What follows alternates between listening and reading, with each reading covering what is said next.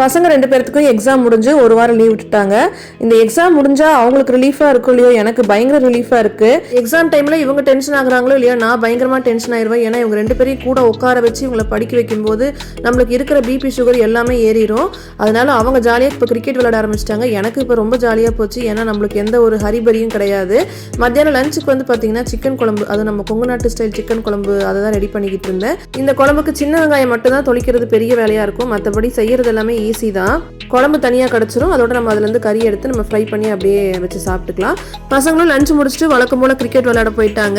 இன்னும் 4 நாளைக்கு school leave தான். அதனால ஸ்கூலில் கொண்டு போய் பிக்கப் ட்ராப் இந்த ஒர்க்லாம் எதுவும் கிடையாது. அதுவும் இல்லாமல் இவங்களை உட்கார வச்சு படிக்க வைக்கிற வேலையும் கிடையாது. அவங்களுக்கும் ஒரே ஆட்டம் தான். எனக்கு கொஞ்சம் ஃப்ரீ டைம் நிறையா இருக்கிறனால கேப் கிடைக்கிற நேரத்தில் இந்த ஓடிடியில் படம் பார்க்குறது, அப்புறம் அங்கங்கே கபோர்டெல்லாம் கொஞ்சம் க்ளீன் பண்ண வேண்டிய வேலையும் இருக்குது. அதையுமே அப்படியே பார்த்துட்டு இருக்கேன். இந்த கபோர்டு வந்து இன்னைக்கு ஒரு நாளைக்கு மட்டும் எடுத்து க்ளீன் பண்ணலான்ட்டு அதை எடுத்து க்ளீன் பண்ணிட்டு இருந்தேன். பசங்க மோஸ்ட்டாக யூஸ் பண்ணுறது இந்த ஸ்டேஷனரி ஐட்டம்ஸ், அதுதான் வந்து இந்த கபோர்டில் இருக்கும். எடுத்தாங்கன்னா அப்படியே தூக்கி போட்டு போயிடுவாங்க டப்பாக்குள்ளே. அப்புறம் நானுமே அது க்ளோஸ்டாக இருக்கிறனால பெருசாக கண்டுக்கிறது இல்லை. ஏன்னா ஒன்ஸ் நான் க்ளீனிங் அப்படின்னு ஸ்டார்ட் பண்ணிட்டேன்னா கம்ப்ளீட்டாக எடுத்து க்ளீன் பண்ணுவேன். எப்படியும் ஒரு 2 மணி நேரம் இல்லை 3 மணி நேரமாவது எனக்கு தேவைப்படும். வடிவேல் சார் காமெடியில் சொல்கிற மாதிரி தேவையுள்ள ஆணி தேவையில்லாத ஆணிகள் இதெல்லாம் நிறைய இருக்கும். பார்த்து கரெக்டாக பிரித்து எடுக்கணும். அதுவும் இந்த சார்ஜர் ஒயர்லாம் பார்த்தீங்கன்னா கச்சன்னு கிடந்துச்சு.